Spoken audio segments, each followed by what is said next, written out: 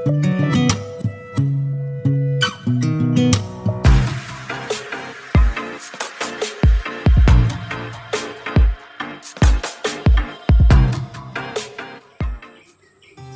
Bapak Ibu Saudara yang saya kasih dalam Yesus Kristus. Senang menjumpai Bapak Ibu Saudara pada hari ini dalam renungan.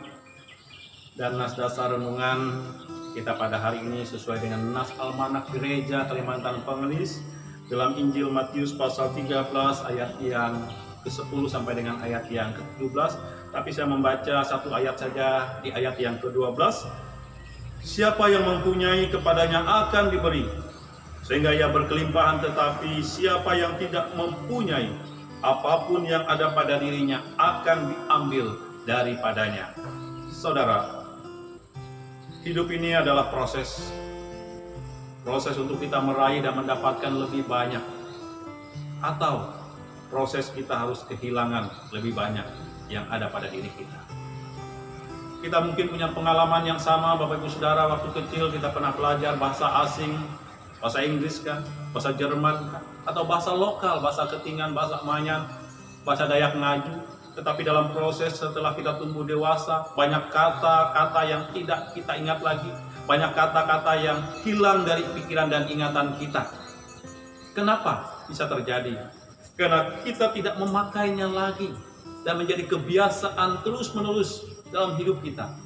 Kita tidak lagi mengembangkan bahasa itu sehingga dia hilang dari ingatan dan pikiran kita.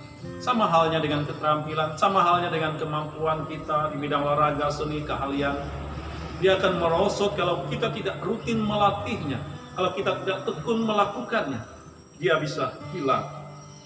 Firman Tuhan berkata, orang yang rajin bekerja, dia berada dalam posisi akan diberi lebih banyak. Sebaliknya orang yang malas, apa yang ada pada dirinya akan hilang. Artinya apa? Tidak ada sesuatu pun yang tetap ada dalam hidup ini. Talenta, karunia, kemampuan kalau tidak dikembangkan, ia akan hilang di dalam hidup ini. Setiap pencobaan, kalau kita mampu mengatasi pencobaan, maka ketika datang pencobaan persoalan selanjutnya, kita punya keyakinan kita akan mampu menyelesaikannya. Sebaliknya, ketika datang pencobaan dan masalah, tapi kita tidak punya keyakinan dan kemampuan untuk menyelesaikan, maka yakinlah ketika pencobaan itu datang selanjutnya, kita akan berkata, saya tidak mampu, saya tidak kuat terhadap masalah dan pencobaan ini. Saudara, kalau kita tidak lagi percaya pada Yesus yang adalah sumber, kalau kita tidak lagi percaya kalau Yesus itu diam dalam hati dan pikiran kita, kalau kita tidak lagi percaya kalau Yesus itu adalah sumber yang mampu memberikan kelimpahan dalam hidup ini, maka tidak heran orang akan mencari jalan pintas. Orang akan mencari hal-hal yang praktis untuk menyenangkan hati dan hidupnya, mencari kepuasan dalam hidupnya. Pernahkah kita melihat orang Kristen yang kecewa? Dia berkata, Tuhan, Tuhan terus. Itu Tuhan bagi kamu tetapi bukan bagi saya. Pernahkah kita melihat orang Kristen yang kecewa?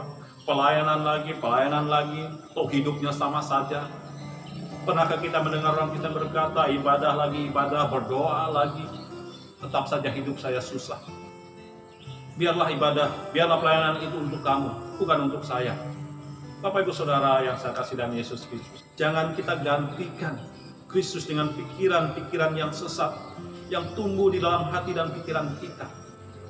Saat kita memiliki pikiran yang sehat, saat kita memiliki dan terus menanamkan jiwa yang sehat, hati yang jernih, dan membiarkan Yesus masuk dalam hati dan pikiran kita, percayalah Bapak Ibu Saudara, kita akan melalui hari-hari dengan baik. Kita akan menikmati berkat. Kita akan menikmati kehidupan ini penuh dengan sukacita. Tuhan Yesus memberkati firman. Amin. Salam.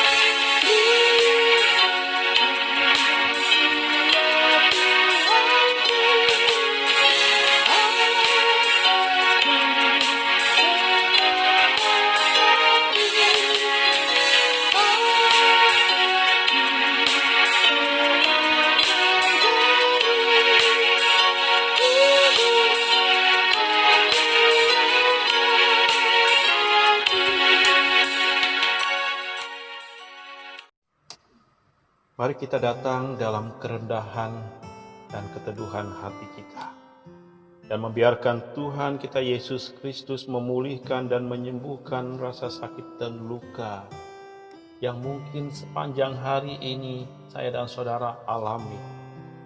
Kita juga membiarkan Tuhan meneduhkan dan menyucikan hati kita, yang mungkin sepanjang hari ini juga banyak hal yang kita jumpai, kecewa, sakit, marah, merasa gagal, begitu jauh dari apa yang kita inginkan, dan membiarkan Tuhan mengisi luka hati ini dengan damai sejahtera yang turunnya daripada Tuhan.